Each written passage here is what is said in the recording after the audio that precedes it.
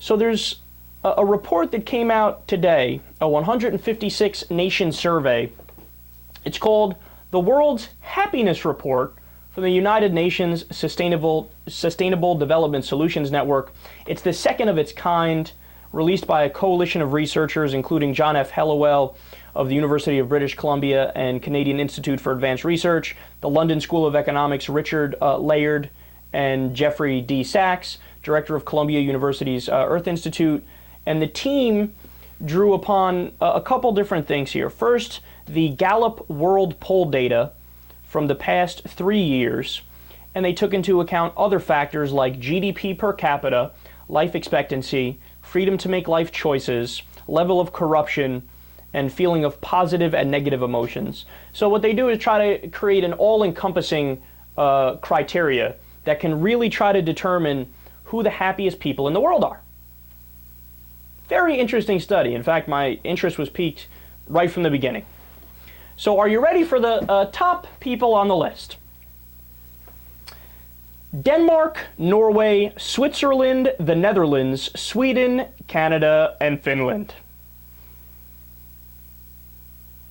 That's devastating. You know what that shows you? The same thing we discussed yesterday. The Scandinavian social democracies, or yes, the other term for it is welfare states, they're the happiest in the world. And they're not lazy, they're not moochers, they're not parasites. They just realize, hey, you know what? We believe in capitalism, we believe in rugged individualism, but that needs to be counterbalanced by a healthy level of government that does all the smart, efficient things. So for example, if you were starting a society from scratch and you wanted it to actually make sense, you would take certain things off the table. Hey, instead of people being on their own for their health care, why don't we all pitch in $1 and make it so that no matter what happens, if you get sick, you get help. End of discussion. We're not barbarians. We're not savages, right? How about we fund everybody's education to give people an equal opportunity? I know, wild. Here in the U.S., people have student loan debt until they are in their 50s, in some cases in their 60s. You can't even file for bankruptcy on student loan debt. It surpassed over $1 trillion. There's more student loan debt in the U.S. than credit card debt. I mean, it's insane, it's insane. But there they go, no, we need to give everybody an equal opportunity. We need to treat them like human beings.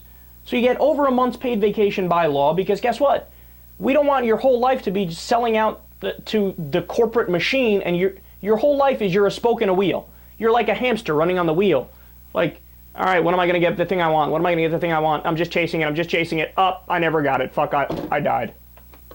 No, they say, look, if your job doesn't fulfill you, now some people are lucky enough to have a job that they think fulfills them as a human being, and that's their passion, right?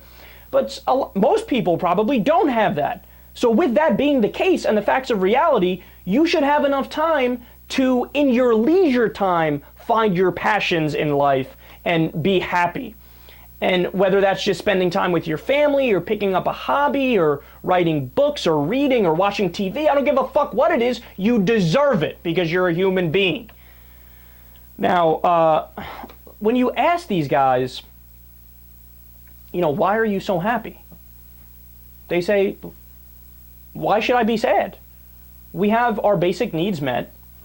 And we have the time to determine what we love in life and what we don't love in life.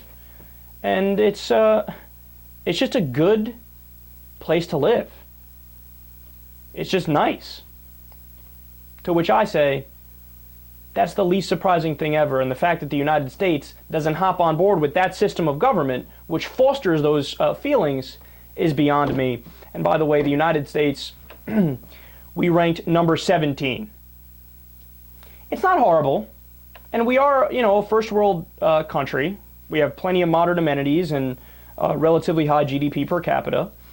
But if we actually want to strive for a more perfect union, and if we actually want to improve the country, there are easy answers and easy fixes and easy solutions, but it would require our politicians not being corrupt and representing the corporations over us, the American people, and it would require us taking the same kind of steps that places like Norway, Denmark, and Iceland did, and have a better amount of government that funds all the right things.